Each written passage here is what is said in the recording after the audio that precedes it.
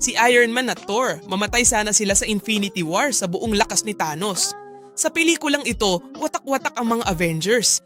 Ang atake ni Thor ay tama ang timing sa simula pa lang. Tanging si Captain America na nasa daigdig ang nakaligtas at pinatumba rin siya ni Thanos sa isang suntok. Nasa ibang planeta sa kalawakan si Iron Man at si Spider-Man. Silipin natin nang may tsansa si Thanos na patayin ng lahat ng Avengers.